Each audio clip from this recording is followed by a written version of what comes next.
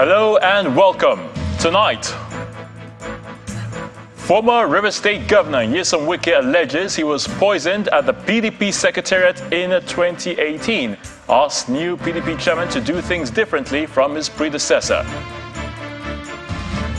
Gunmen wreak havoc in Kaduna, Bauchi and Ondo states. Several victims are dead. Former Senator Adamu Bulkachuwa denies influencing his wife, former Appeal Court President Justice Zainab Bulkachuwa's decisions while in office. African leaders return empty-handed from peace mission to Russia and Ukraine as heavy fighting breaks out on the front lines. We start off tonight from Port Harcourt in River State on a rather dramatic note, where former governor of River State, Nyesom Wike, says he was nearly killed by poisoning back in 2018. Speaking during a Thanksgiving service at the St. Peter's Anglican Church in Obiakpo local government area of River State earlier today, he alleges he escaped death not once but twice during his time as governor of the state. Now, the former governor says he was hurriedly flown out of the country for medical treatment. Former Governor Wike said, quote, "I never knew that I had been poisoned in our party secretariat. My intestines were all black. Now, the doctors did all they could do." Now, the former Rivers governor said after the presidential primary election of the People's Democratic Party in 2022, one of the engines of the aircraft he boarded while traveling to Abuja exploded few minutes after takeoff. Now, the former Rivers State governor also explained why he supported new President Godswill Akpabio's bid for president of the 10th Senate. He said Senator Akpabio supported him with 200 million naira when he was contesting for a governorship in 2014. December 2018, that day was the day my former chief of staff was going to have Thanksgiving. And I was to attend that Thanksgiving on a Sunday. From that Sunday, I never came out, I never came down from my room. It was bad. There are words I don't want to use so that it don't look somehow.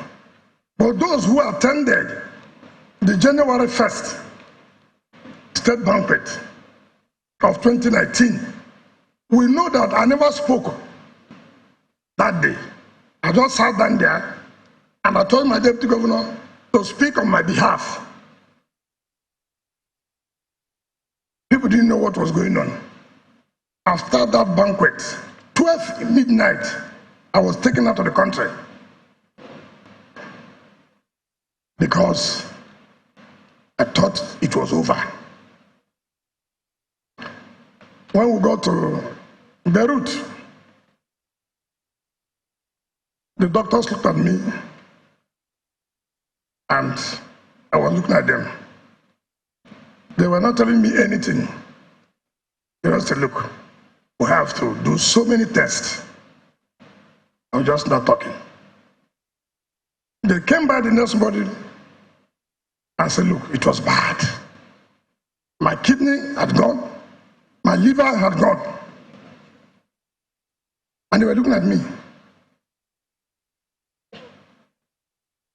I don't know who told Okewale that it was my wife who told Okewale. He now called. He said, "Look, what is going on?" I said, "What did you hear?" He said the way my wife spoke to him, is everything okay? I said, "Of course, everything is okay." Now, of course, the president governor of the River State was also known. And I never knew that I've been poisoned in our campaign secretariat. My textiles all black. So the doctors did everything they could do. The next day they came back. They said, "What is happening to you?" That everything is turning around. I said, "How?" He said, "Look, my liver is functioning now. My kidney is functioning." I said, but you've not done so much treatment. Well, I just kept quiet. And the glory of God, after about 1 week, he said, look, I can now go. We'll have more on former Governor Imo Wike of River State, that is activities today, later on in the bulletin. But moving on to security, and on a sad incident where gunmen suspected to be bandits have killed a leader of the Fulani community in Zaria local government area of Kaduna State, Shuaibu Mohammed, along with his 4 children. The police authorities are yet to comment on the incident, but a relative of the victim told our correspondent that the bandits, numbering about 5, invaded his residence in the Durai area of Zaria at about 10 p.m. on Saturday. The wife of the late Fulani leader also revealed that he was dragged out of his bedroom by the assailants and then shot twice. She further explained that the bandits, after killing her husband, went from room to room and then killed her 4 children, who are all married with children, even as they rustled over 100 cattle in the premises. Meanwhile, the chairman of the Mieti Allah Cattle Breeders Association in Kaduna State, Haruna Usman, has urged the police and the state government to ensure that the killers of the Fulani leader are brought to justice. Let's head to the northeast, and on another sad note, where a 13-year-old boy identified as Khalifa Umar has been killed by gunmen who invaded Jamari Market, Bauchi State around 8 p.m. on Saturday. The gunmen also abducted one Alhaji Samaila Magaji and injured 2 others. The police public relations officer in the state, Ahmed Wakili, who confirmed the incident, says the hoodlums came in large numbers on motorcycles and is believed that they are from one of the neighboring states which shares borders with Bauchi State. Mr. Wakili said 4 empty shells of an AK-47 rifle and live ammunition were recovered from the scene, as efforts are ongoing to apprehend the perpetrators and rescue the victims. Still in security, and the Global Society for Middle Belt Heritage is demanding for more security presence and federal government intervention for the welfare of displaced persons in some local government areas of Barkin Ladi, Mangu and Riom, where there have been incessant attacks in the past 1 month. Expressing their concerns at a press conference in Jos through the leader, Jerry Datim, the group stated that 43 villages have been attacked in the last 1 month, with 276 deaths recorded during the same period and over 30,000 persons displaced from their ancestral homes. In the last 1 month, no fewer than 43 villages across 3 local government areas of Barkin Ladi, Mangu and Rion have been under severe attacks by suspected herdsmen who left several houses burned, farmlands destroyed, and over 200 deaths recorded. And according to the leadership of the Society for Middle Belt Heritage, over 200 deaths recorded. Villages were attacked on Sunday, 11th June 2023, where a Reverend Nicholas was killed. Villagers attacked were Ganarok and Show, while at Riom, LGA, Jol, Kui, were attacked and properties worth millions of nairas were destroyed. 25 persons were killed on Sunday, 11 June 2023 attack in these areas. Marish and Manguna in Bokos local government area of recent were attacked. Lives were lost and properties worth millions of nairas were destroyed. Displaced persons have been scattered in various facilities across the state, which means they are unable to go to their farms and students are unable to participate in some of the ongoing examinations. There's now a call for intervention for the people's welfare and reinforcement of security personnel to affected areas. We demand the immediate withdrawal of military from all checkpoints and replace them with mobile police. And this means the immediate removal of the GOC/STF commanders. Buhari Seidu and others arrested with firearms should be prosecuted with immediate effect. SEMA and NEMA should come to the aid of those displaced immediately. The incessant attacks on these communities have left misery behind, and the residents believe there is a need to review the security situation in the state cater for those who have been displaced, and restore hope that they will be returned to their ancestral homes soon. Ondo State also had its share of security issues where gunmen have abducted the chief imam of Uso community, Alhaji Ibrahim Onyilade, in our local government area. The 67-year-old Islamic cleric was reportedly abducted at his farm at Osolo camp on Saturday, and a family source says the kidnappers had contacted the family, but they are yet to demand for ransom for his release. In a telephone interview with Channels Television, a spokesman of the State Police Command, Fumilayo Odulami Omisaya, explains that the victim went to his farm in the morning and did not return at the usual time. He was later traced to the farm by his people, where they saw his phone and vehicle intact, but then no sign of him. A search party has already been launched for the victim. The Bishop of Sokoto Catholic Diocese, Bishop Matthew Kukah, is admonishing Nigerians, especially Christians, to remain steadfast even in the face of many challenges facing the country and to be promoters of peace wherever they find themselves. He also wants Christians to be wary of those who specialize in manipulating religion for political and other gains.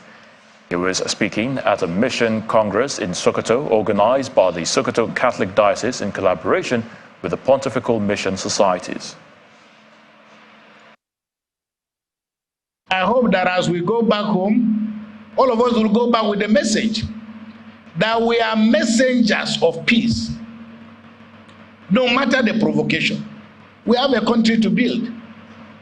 So please, let's be careful with the provocations we get from politicians. Let's be careful and make sure that our religion, anybody who carries his religion to the marketplace of politics will not recognize that religion. So our challenge is to take the purity of our religions back. But very often, many of us who are religious leaders are more interested in increasing our own fortunes and opportunities, using religion as our identity. Religion was meant to be a force for good. Unfortunately for us, the religion we are talking about is not about the principles of the religion.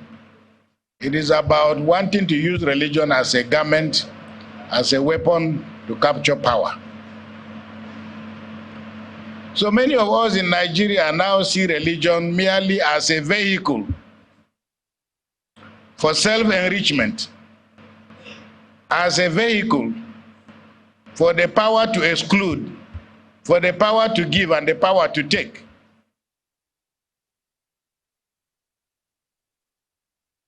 In part two, after the break, Central Bank of Nigeria, the CBN, lifts all monetary restrictions on operations of domiciliary accounts in Nigeria. Please join us again. Welcome back. If you just joined us, you're watching the news at 10 live on Channels Television Lagos. A reminder of our top stories. Former River State Governor Nyesom Wike alleges he was poisoned at the PDP Secretariat in 2018. Asks new PDP chairman to do things differently from his predecessor. Gunmen wreak havoc in Kaduna, Bauchi and Ondo states. Several victims are dead. Former Senator Adamu Bulkachuwa denies influencing his wife, a former appeal court president Justice Zainab Bulkachuwa's decisions while in office. And African leaders return empty-handed from a peace mission to Russia and Ukraine as heavy fighting breaks out on the front lines.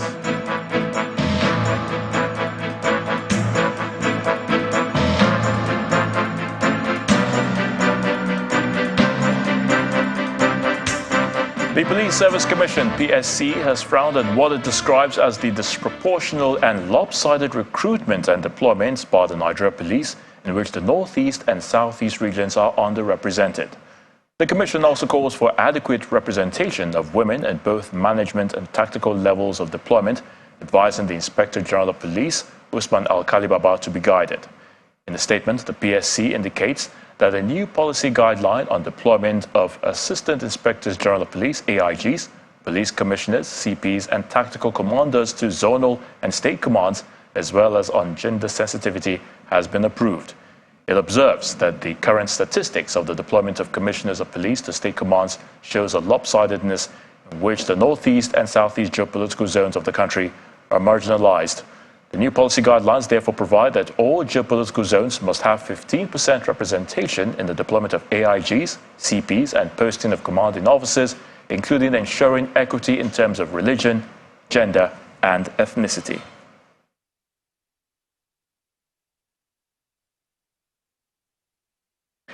To politics. It appears the intent by the People's Democratic Party in Imo State to cause a possible upset in the November governorship election may have suffered a setback with the resignation of 7 state working committee members, that is. Now, the party state deputy chairman, who is one of the officials to resign, accused the PDP governorship candidate, Sam Anyao, of high-handedness, threat to life, intimidation, and a lack of focus. The group, while stating their position at a press conference in Owerri, also took a swipe at the national leadership, amongst others. When the Right Honourable Meki Hedua elsewhere as leader of the party, we saw a robust, vibrant, inclusive and functional political party system. Every success recorded by Imo PDP is owed to the ingenuity, resources and outstanding leadership of former Governor Hedua. Conversely, all the maladies that have lately befallen us are squarely the making of some daddy. To be very clear, Senator Anyang is not running for governorship of Imo State in November. If he claims to be running, it is not to our knowledge as members of the State Working Committee. The party does not know what his program looks like. That is, if he has any. Governorship campaigns have since started, yet the party does not also know if there is anything like a campaign council. In view of the foregoing and many other shocking discoveries, which will soon be made public, we, the undersigned members of the State Working Committee of Imo PDP, have resolved to resign our various positions in the party and dump the party en masse. Still in Imo State, at this time more attacks as a policeman is reported killed in an ambush on the convoy of former governor of Imo State, Senator Rochas Okorocha. Mr. Okorocha, who made this revelation on Sunday, said he came under attack at the Uhube community on the Okigwe-Enugu Expressway. He laments why the attack happened in his home state of Imo. Senator Okorocha sent his condolences to the family of the slain policeman. To Zamfara State, where the State Police Command says it has returned all vehicles seized from former governor of the state, Bello Matawalle. The command spokesperson, Yazid Abubakar, who confirmed the development via telephone, says the vehicles were returned in compliance with the order of the Federal High Court sitting in Gusau. The court, presided over by Justice Aliyu Bapa, had on June the 15th ordered all security agencies involved in removing the vehicles from Mr. Matawalle's private homes in Gusau and Maradun to return them within 48 hours, and also gave an order of interim injunction restraining the respondents in the suit from taking any further action in connection with the matter. Zamfara State government had earlier said that more than 40 vehicles, including 3 bulletproof vehicles and 8 SUVs, were all recovered from the 2 houses of the former state governor.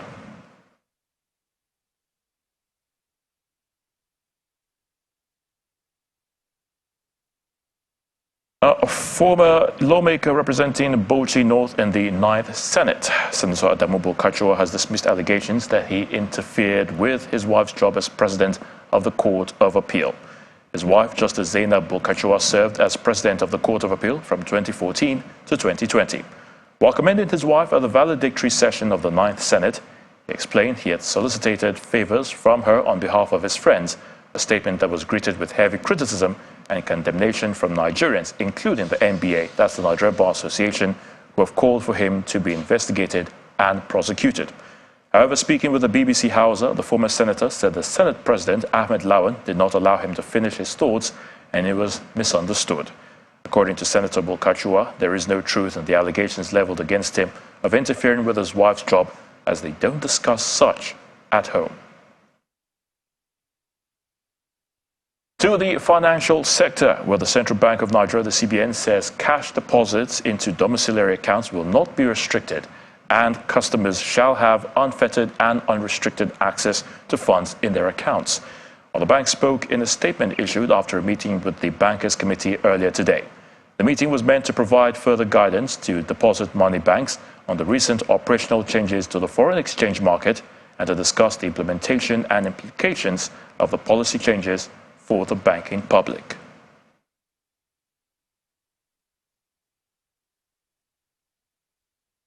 Small and medium enterprises, which employ the vast majority of citizens, must be incentivized to remain operational in the aftermath of the removal of subsidy and petrol. That's the view of the Director General of the Nigeria Employers Consultative Association, NECA, Mr. Adewale Oyeride. He told Channels Television's Ladia Keredolale on our current affairs program Newsnight that because those entities pay more than 60 different taxes and levies to the various tiers of government, it's time to fulfill President Bola Tinubu's promise to harmonize the tax system and tackle multiple taxation. For every problem, there's always a solution. And one of the solutions, one of the mitigating options that will inform government, will share with government, is that look, we canvassed for removal of subsidies. We also canvassed for the rehabilitation, quick rehabilitation and transparent privatization of those refineries. Now, within the context of the challenges currently, we've asked government. Now, the cost of input definitely will increase. There will be a spike in inflation. But to help organize business, we currently pay over 60 different taxes, levies, and fees across the three strata of government.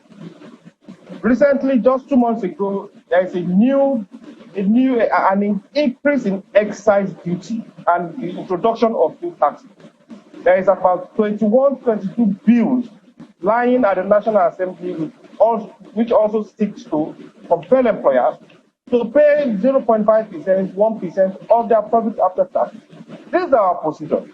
You need to create a platform, an environment that will enable the organized businesses to be sustainable. If you remove fuel subsidy in the immediate, then let's look for palliatives, taxes that we can remove. How do we make business environment more conducive so that businesses can continue to thrive? If we don't do that, we run the risk of continuous inflation. The prices of products and services from organized businesses will continue to spike because of the cost of input. So even if you deal with the demand side, you increase salaries, you increase wages, those wages will still meet increased cost of goods and services, which will negate or neutralize whatever increase in wage that you give. For the full interview with Mr. Oyeride, do watch Newsnight tomorrow, Monday, June 19th at 9 p.m. right here on Channels Television.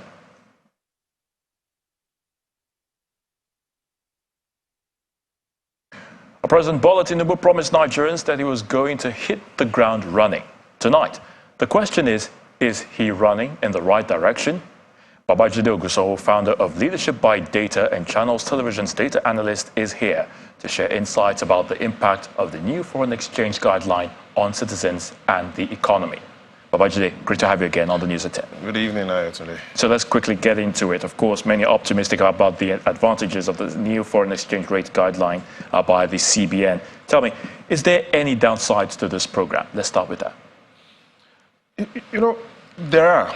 But first, before the downsides, there are positives. Just like a coin, whatever you toss, there will be heads and tails. The upside is it's an effect. The plan is to have a more effective open market whereby there will be less interventions from the government, less corruption, and there'll be a more or less a balanced playing field for market participants. So there's an upside. But again, like the coin, there are three downsides to this move, and we have to be very clear on that. First downside, incomes will be affected. What do I mean? Today, if you go online and you search for the Monopoly game, it's approximately the equivalent of the minimum wage. That is the situation we have even with this policy, whereby the Nigerian minimum wage is the equivalent of Monopoly money. So incomes will be affected by this policy. Second is number of Nigerians living in extreme poverty. Again, the World Bank standard, $2.15, based on what we see going on in the market, it simply means that as the Naira depreciates or is devalued, or as the rate of the Naira weakens, more Nigerians will get poorer. Statement of fact. But perhaps the third, and even most important, is the cost of living, Ayo. And let's take a look at how that has evolved since 1999 under the various central bank governors as we wait for what the decision of the president will be regarding the suspended governor and who potentially he wants to work with next.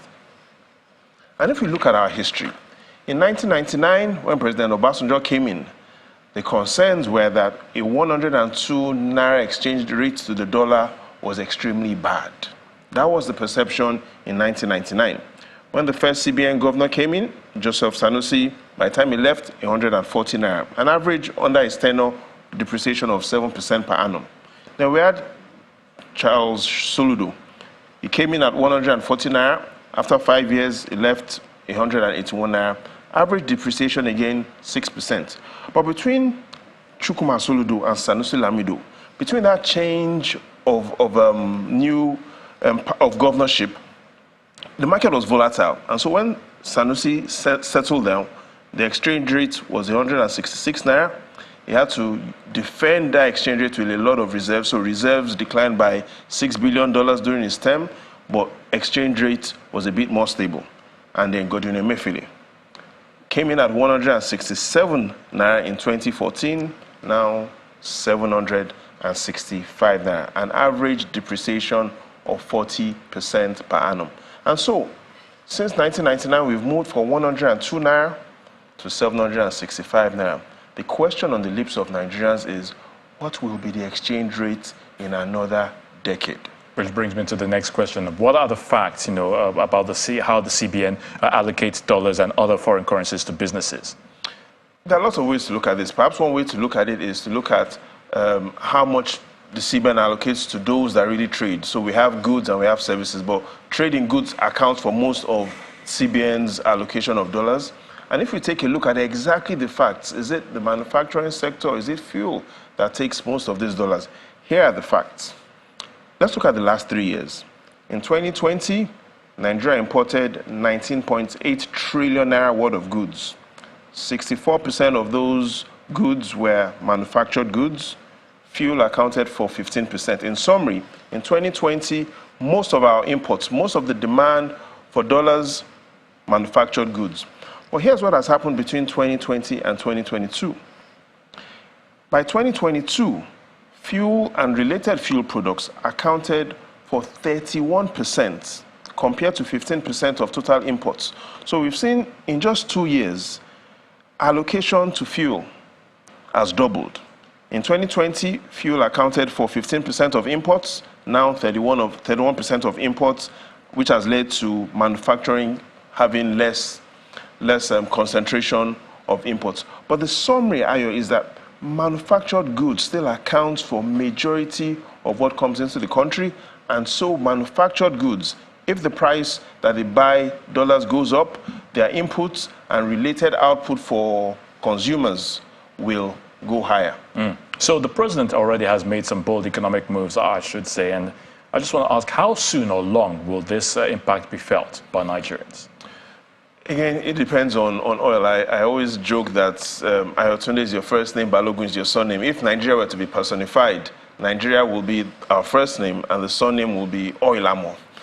So because the country is so dependent on oil, President Tinubu's success will be determined on what he does and what he doesn't do with respect to crude oil. And here are the reasons. Let's take a look at what our net trade balance has been in the last 7 years, excluding crude oil, because that is the right way to look at it. A lot of times, you have economists and analysts wanting to look at that net trade balance, including crude oil. But the right way to look at it for such a nation is to look at our trade balance, excluding crude oil. And what it will show is that year on year, for the last 7 years, even and beyond, we have performed poorly without crude oil. In 2016, our net trade balance, excluding crude oil, in excess of 7 trillion naira. By 2021, our net trade balance, excluding crude oil, in excess of 23 trillion naira. The summary is that in the last 7 years, our cumulative net trade balance, excluding crude oil, more than 100 trillion naira. And so I repeat, President Bola Tinubu's success will not just be dependent on the policies he has made in these first 2 weeks, it will be determined by what he does and what he does not do with reference to Nigeria's crude oil. And we'll definitely be keeping tabs on it as it continues. And don't forget to unfold. keep your monopoly money. It's equivalent to Nigeria's minimum wage right now. We'll certainly do that. Bulkachuwa, thank you so much for your thoughts on the news at 10. The pleasure is all mine. To health issues now. The menace of brain drain has been a major bane of Nigeria, and the health sector is set to be one of the worst hit. Now, the development, according to analysts, has taken its toll on the availability of capable hands in the sector, mortality rate and medical tourism, among others. This report takes a look at the challenge of brain drain in the health sector and possible control mechanisms. Industrial action by doctors and health workers over wages and welfare are recent experiences in Nigeria.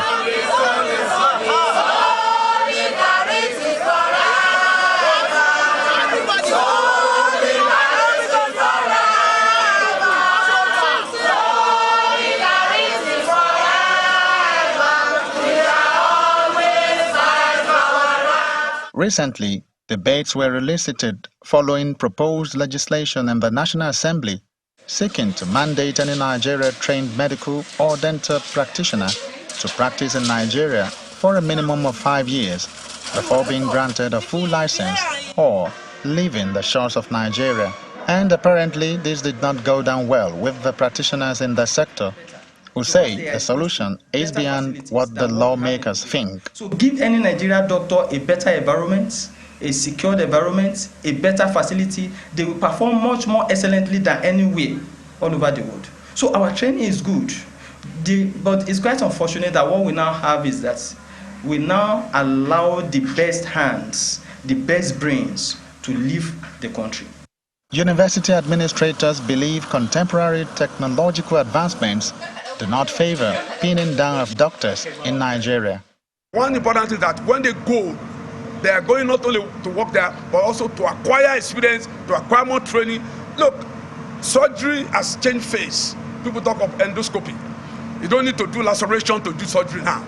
Just put 2-3 pins in your navel and then, yeah, it's there. So things are changing, but you cannot stay here in Nigeria and acquire such a knowledge. Medical students also want government and stakeholders to take a wider look at the causes of brain drain in the health sector. The most important thing is for government to try to find those things that are responsible for the brain drain, such as welfare of doctors, and then improve on that. I think that would be the best way forward. In fact, sometimes the training will go through might be longer. We're spending longer years, we're spending the length of time. And then we're going out there and other people are earning in thousands of naira. We're earning peanuts. So if the environment is good for us, we will stay.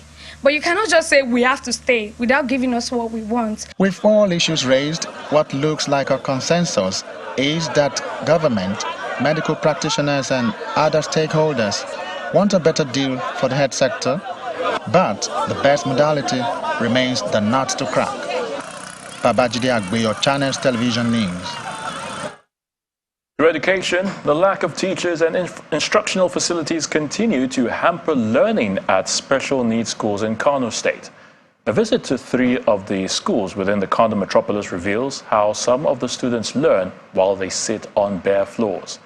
Our correspondent Sadiq Ilyasu has more in this report. Kano State is known for having the highest number of out-of-school children in Nigeria, and the state government wants to provide free education at primary and secondary school levels.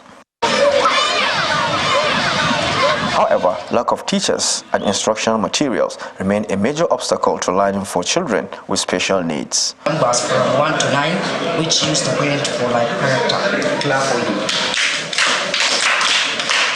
Shortage of teachers and instructional materials are the things that the school for the special needs share in common here in Kano State, northwest Nigeria.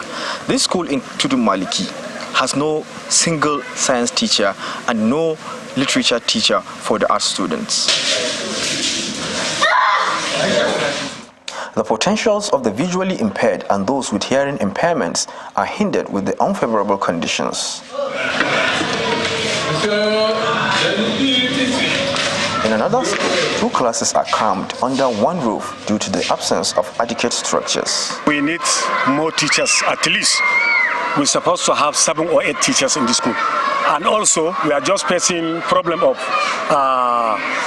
teaching materials.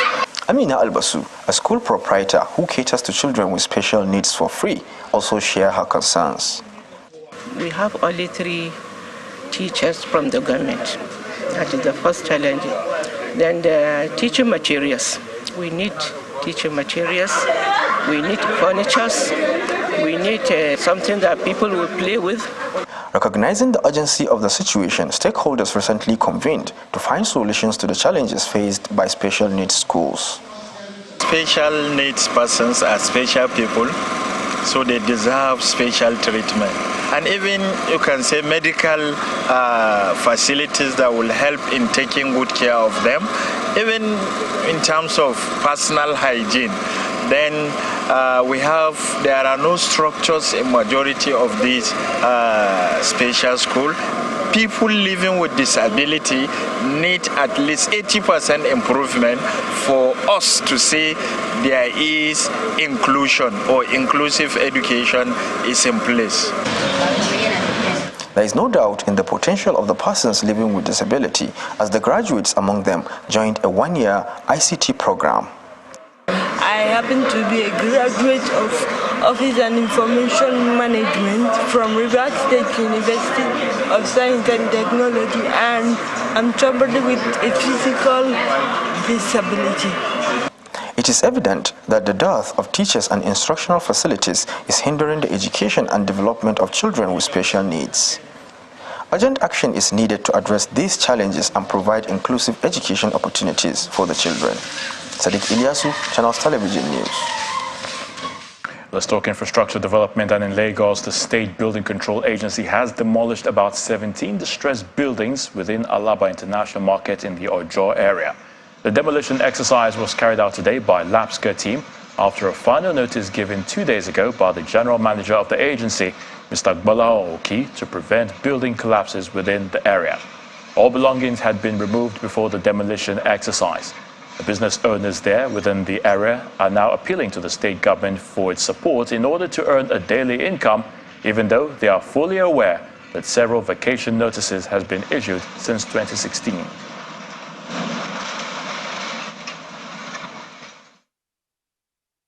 Let's head to the Niger Delta. 1 week after an oil spill was detected in Aleto community in Eleme local government area of River State, Akwajo, a neighboring community that is also impacted, is decrying the effect on their livelihood. A Shell Petroleum Development Company, the operators of the facility, had since deployed experts to contain the spill, and together with government and community authorities, they mapped out the area of impact. Amidst these efforts, the residents there are begging for immediate help from the government and fairness in the implementation of the joint investigation report.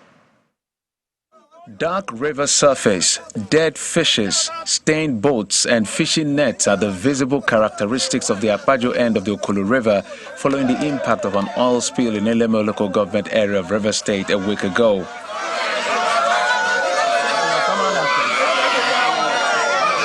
The rupture of an underground multinational pipe in Aleto community spilled large quantity of crude into this river, affecting communities along its banks, including Akwajo. Efforts to contain the spill and map out areas of contamination has been on by Shell Petroleum Development Company, the operators of the facility. A joint investigation by interested parties and relevant agencies like the National Oil Spill Detection and Response Agency, NOSDRA, is understood to have been concluded. While these efforts are on to find a lasting solution to the problems, residents of Akwajo are lamenting the effect so far on local economy and begging for government aid. We, the Akwajo people, survive from this fishing and dredging of sand. That is the only angle we survive from. Since Sunday till now, we cannot survive. Even as of water to drink, we cannot get water to drink since on Sunday. If you watch the other fishing port, 2 children die because of flame of oil. On behalf of the women, we are begging the state and the federal government to please come to our aid. that we don't have anywhere to forge ahead. This is where we feed from, and this is where we get our little pence from. They are also worried about the health implications. The ambient in this area, the air quality in this area is heavily contaminated. And you can imagine what will happen to the health of the people, the occupants in this area. The economic activities, especially on the waterways, are also affected, adversely affected. And as a people, we cannot keep quiet. Therefore, we want to use this medium. As their only hope of recovering from this impact lies in the outcome and recommendations of the joint investigation, the residents are demanding transparency and fairness in the process. We have some capable experts who can be part of the process so that they don't just come today and give us one kind of result that the impact was lesser or one thing or the other. But if we as professionals will be part of the process, we can say, yes, this result this people brought is correct.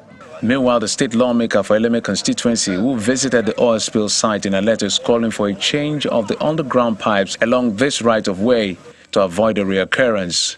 All we are asking is the entire line from Ebubu down to Aleto should be changed because we cannot sit on gunpowder. This is almost going to clear the entire people of Aleto if care is not taken. There could be flame on it. And so I feel NNPC, SPDC, federal government should bring themselves to round table discussion with Aleto people. There is no way you can call this sabotage. This is a complete way out of materials. The outcome of the investigation is expected to reveal the cause of the spill and make recommendations that will solve the problem and perhaps forestall any future occurrence. Outside our shores, Kenneth Kaunda of Zambia invokes memories of freedom, hope, justice and sacrifice. So says Nigeria's former president, Goodluck Jonathan, who was the guest speaker at the second Kenneth Kaunda Memorial Public Lecture in Pretoria, South Africa. The event, which drew activists, academics, as well as the diplomatic corps, looked at the life of Zambia's first president, who died exactly 2 years ago. They also had questions on why a free Africa still grapples with the many issues it does today, despite the visions and sacrifices of its founding fathers.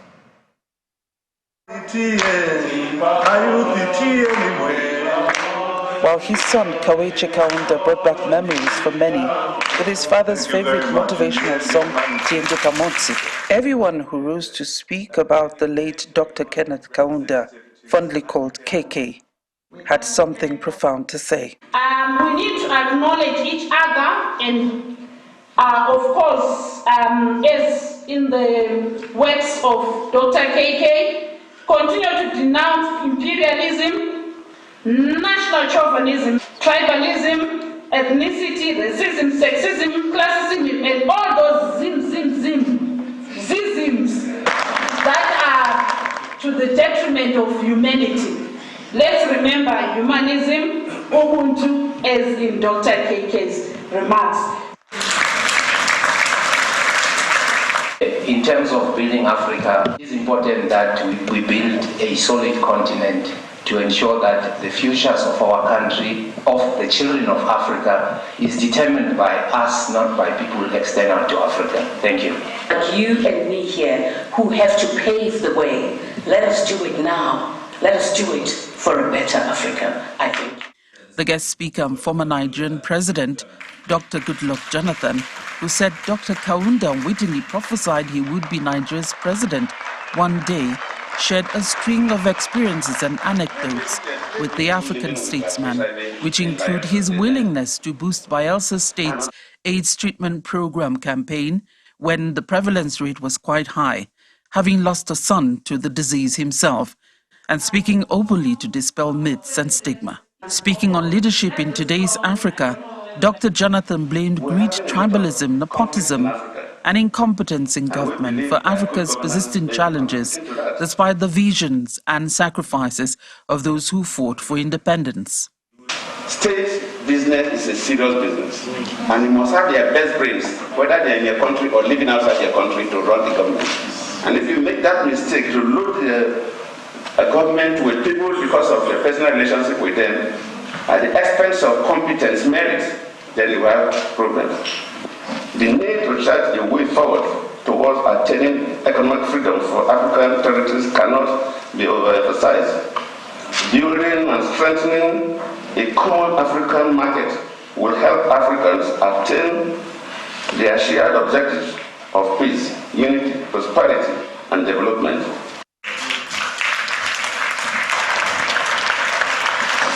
The message was very, very clear from all the speakers. They talked about the humility of the man. They talked about the selflessness of the man.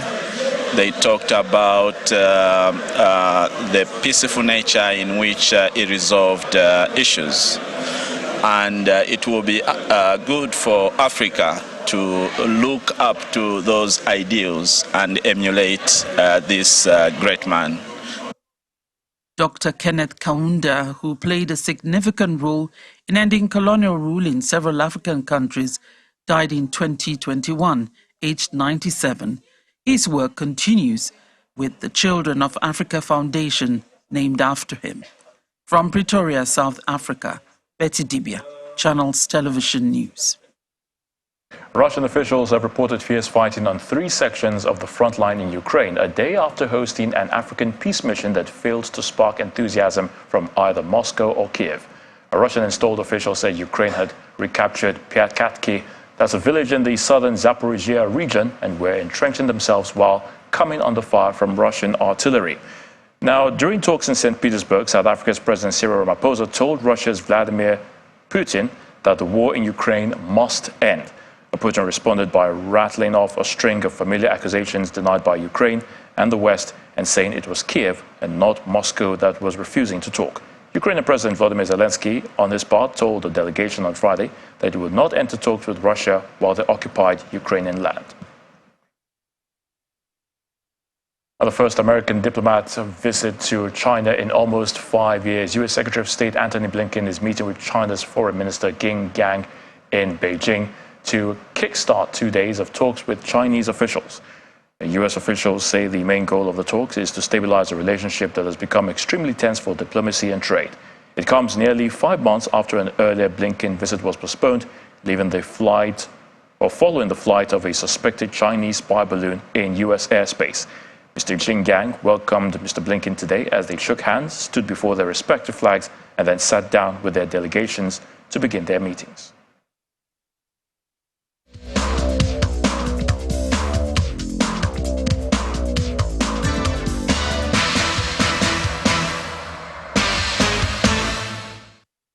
Welcome to Sports News. The Super Eagles of Nigeria have qualified for the Africa Cup of Nations holding in Côte d'Ivoire next year. The 3-time African champions this evening edged the Lone Stars of Sierra Leone 3-2 at the Samuel Kanyan Doe Stadium in Monrovia.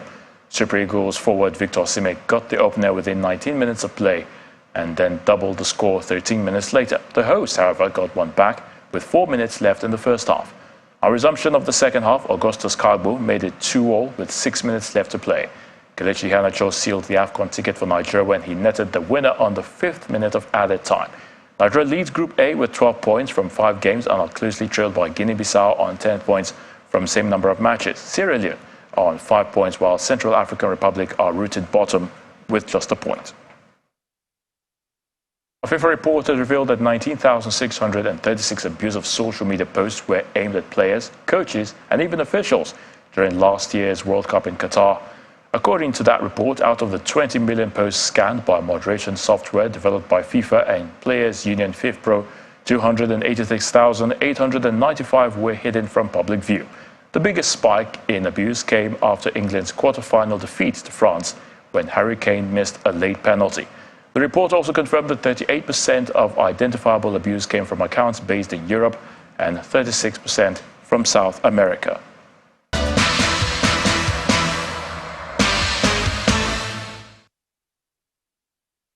And the main news again. Former River State Governor Nyesom Wike today alleged he was poisoned at the PDP Secretariat back in 2018. He also asked the new PDP chairman to do things differently from his predecessor. Gunmen wreaked havoc in different parts of the country from Kaduna, Bauchi and Ondo states. Former Senator Adamu Bulkachuwa today denied influencing his wife's former Appeal Court President Justice Zainab Bulkachuwa's decisions while in office. Finally, African leaders have returned home empty-handed from a peace mission to Russia and Ukraine, where heavy fighting broke out on the front lines immediately after their visit.